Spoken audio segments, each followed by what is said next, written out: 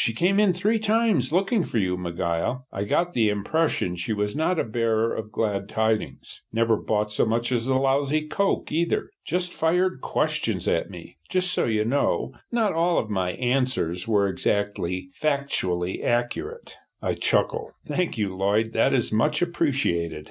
Wait a minute," he says. "I don't remember her name. Too foreign-sounding. Polish, maybe. But she referred to herself as Madam Whatever. Cross-eyed Billy asked if she was opening a new brothel. He had the whole place in stitches. Madam huffed and puffed and blew her way out of here. We all figured that was the last we were going to see of her sourpuss." "I surely hope so," I remark. "What's her gripe with you, McGuile?" "A long story," I say, sliding my empty beer glass across to him. "She says my Revolutionary War flag belongs to her." "How so?" he asks, slipping the full glass back to me. I nod to him and take a sip of my Guinness before responding. "She claims to have conjured the spirit of the Indian brave who revealed the location of the Gadsden banner. She wants her finder's fee, 90%, 10% for me." "But it was in the caboose you own, no? Where does she get off?" "Apparently wherever her broomstick happens to land." Lloyd shows his appreciation with a burst of deep laughter. "Uh-oh," he says, turning away. "Speak of the devil," he mutters, retreating to the far end of the bar. I turn aside. I wish I had my cowboy hat to hide beneath. Madame Helena Blavatsky walks to the end of the bar where Lloyd waits on the other patrons. "Excuse me," she says, interrupting. "Just a minute, ma'am. It's Madame Helena Blavatsky. I am taking drink orders for paying customers, madam. All I want is a little information." "Yeah, I remember you now. Since when is information free? Taxpayer dollars support libraries. Internet providers charge to connect. Your wall screen uses juice. Nothing is free, madam, not even sunlight. Please wait your turn." Madame Blavatsky paces back to my end of the bar in her sturdy footwear. Then she returns to the crowded end.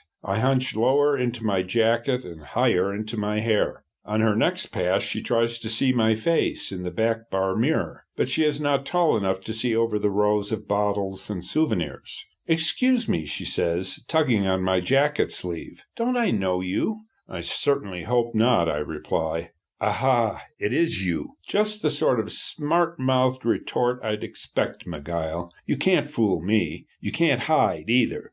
Would you care for a little refreshment, Madame Blavatsky? It's a dusty trip, is it not?"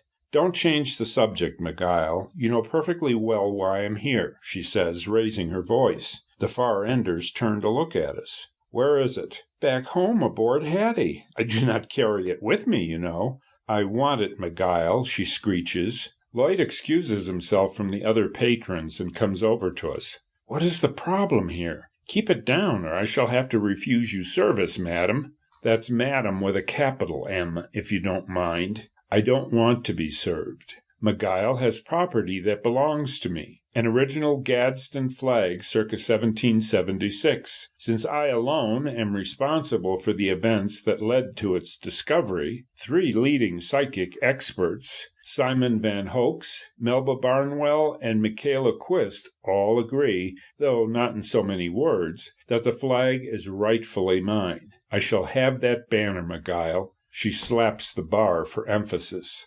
"Fine," I tell her. "You may take it, Madame Blavatsky. I have been thinking of redecorating Hattie with other memorabilia of my trip that are not so large." "You can't do that. I did not come all this way to have you simply surrender the flag to me. I expect a contentious legal contest, from which I will emerge victorious and that will leave you destitute. Besides, it is not yours to simply give away. The flag belongs to me." "Fine. Then give it to yourself, Madame Blavatsky. But before I hand anything over, I am finishing my glass of ale.